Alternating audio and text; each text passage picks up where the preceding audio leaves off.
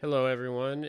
Today we are looking at a vintage branded guitar on this episode of On the Bench. And you can see this one has some interesting issues. Number one, somebody installed a kill switch in place of a tone knob, and it looks like the guitar was dropped or bumped or something, and the other tone knob was snapped. And so you can't even turn that. You can see right here. Vintage guitars, they've been around for roughly 25 years or so. Decent guitars, they always come with pretty decent components. A lot of times you'll see Wilkinson products in them. Sometimes I've seen Grover products. They usually use good woods, alder, mahogany in this case.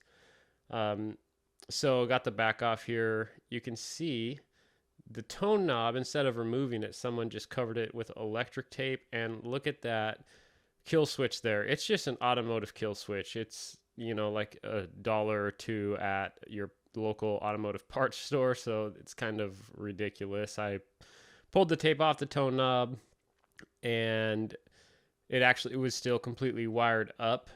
And I'm just removing the kill switch there. You'll see here, yeah, somebody really butchered that. That's really sad to see. They obviously didn't drill that. They just kind of chiseled it out, it looks like.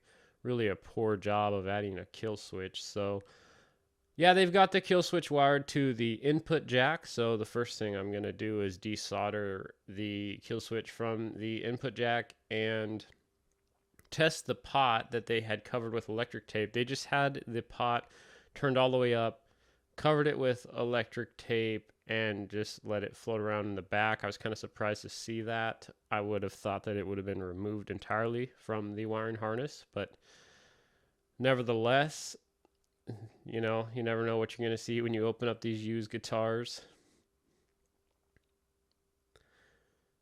This one in particular is a mini humbucker loaded Les Paul style guitar, and yeah, it actually sounds really good. I'm assuming they're probably Wilkinson pickups, even though they're not branded on the pickup covers. That's, like I said, usually who Vintage uses, but regardless, it does sound and play really well.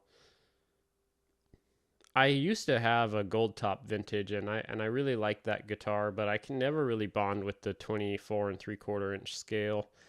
Just recently, I found a Les Paul that I finally can somewhat enjoy when I play it, and so I'm going to keep that. But that's just a gold top Gibson that I really like. It's got Fishmans in it actually at the moment, but cool guitar regardless, and I love gold tops. So I just desoldered the broken tone knob, and I'm installing a higher end CTS 500K tone knob here. That's really all this guitar needed. I set it up real minor. It didn't really need much, but made a couple quick adjustments. And this guitar is available. There'll be a link in the video description if you're interested in it.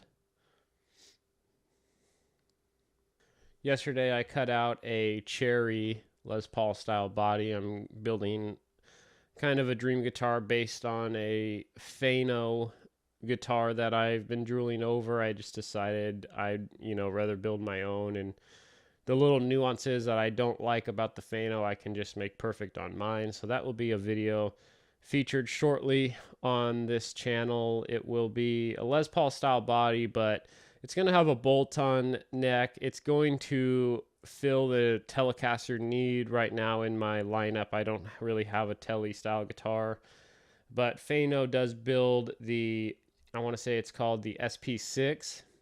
It's kind of a Tele style Les Paul shaped guitar, thinner body like a Tele would be. Really a cool looking style guitar, and this guitar is absolutely beautiful with the figuring. I'll put in a little picture here so you guys can see it. So I just soldered in the capacitor, so this guitar is done at this point. I just need to basically put the nut on the tone knob. That other tone knob that was in the back of the guitar works perfectly, so that is good. Did not have to replace that.